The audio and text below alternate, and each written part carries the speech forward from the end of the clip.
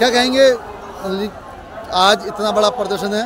एक राजनीति थी कभी देश की जो मुद्दों पे होती थी, अब इतनी छोटी हो गई है कि व्यक्तिगत पड़ी हो रही है परिवार, वही प्रधानमंत्री जी। कांग्रेस का जो कैरेक्टर है जी, वो शुरू से ही आतंकवाद के साथ रहा है, शुरू से ही वो क्रिमिनल्स के साथ रहा है, शुरू से ही वो व्यक्तियों के प्रति टिप्पणी करने लगा।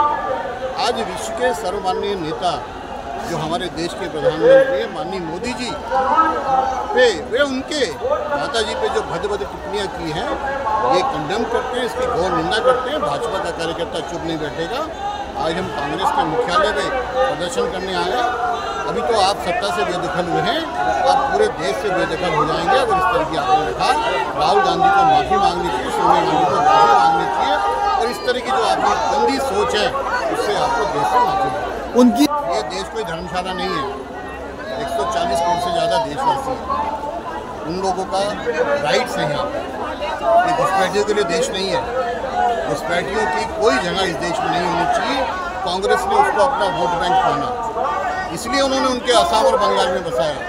ये देश बर्दाश्त नहीं करेगा, घुसपैठियों को देश से बाहर जाना ही पड़ेगा। दीपक जी, हमारे यहाँ कहा जाता पहला जो शब्द सिखाया था, माँ सिखाती है संस्कारों का, और अगर माँ पे ही बात आ जाए तो उसे किस तरह देखते हैं? देखिए, ये कांग्रेस की गंदी मानसिकता का आपने देखा कि किस प्रकार से वो हमारे जो देश के प्रधानमंत्री हैं, वो सिर्फ देश के ही प्रधानमंत्री नहीं हैं, पूरे विश्व के सर्वमान्य नेता हैं। उनकी माँ के खिलाफ उन्होंने अपशब्द कहे। ये कांग्रेस की गंदी मानसिकता को दर्शाता है। और आज इसी का विरोध प्रदर्शन करने के लिए पूरी दिल्ली के भाजपा कार्यकर्ता कांग्रेस के मुख्यालय पर एकत्रित होने जा रहे हैं और उनको बताने आए हैं कि अगर भारतीय जनता पार्टी के मुखिया के ऊपर कोई भी अभद्र टिप्पणी करी या अशोभनीय शब्दों का इस्तेमाल करा तो भारतीय जनता पार्टी का कार्यकर्ता चुप नहीं बैठेगा।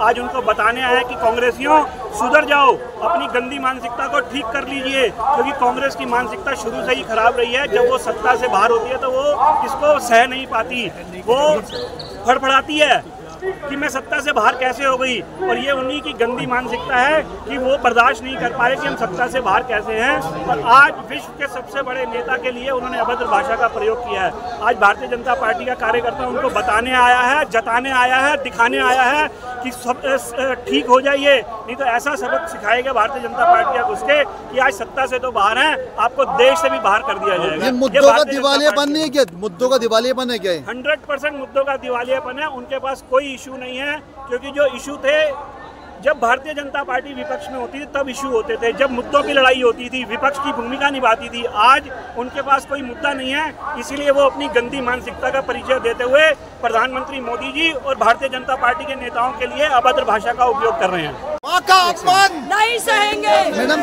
आज माँ जो पहला शब्द सिखाती है संस्कार, और आज माँ पे ही बात आ गई वही प्रधानमंत्री की, और क्या कांग्रेस का मानसिक दिवालियापन है जो अब इतनी ओछी राजनीति हो रही है? देखिए, दिवालिया दिमागी तौर पे पैदा, दिमागी तौर पे मंदबुद्धि कांग्रेस का जो नेता है राहुल गांधी, वो अपने संस्कारों का परिचय दे रहा है। उसकी माँ ने, उसके परिवार ने, कांग्रेस ने जो उसे संस्कार दिए हैं, वो इस तरीके के मंचों पे हमारे देश के प्रधानमंत्री की माँ को गाली देकर अपने संस्कारों का परिचय दे रहा है। और इसके लिए देश की हर बहन, हर बेटी, हर व्यक्ति अपने देश के प्रधानमंत्री की मां को इतनी गंदी गालियों का, जो उन्होंने इस तरीके के अभद्र शब्दों का इस्तेमाल किया है, बिल्कुल नहीं सहेंगे। इसी के लिए आज ये विकराल प्रदर्शन कांग्रेस दफ्तर पे किया जा रहा है। मुर्दाबाद मुर्दाबाद मुर्दाबाद, कांग्रेस पार्टी मुर्दाबाद।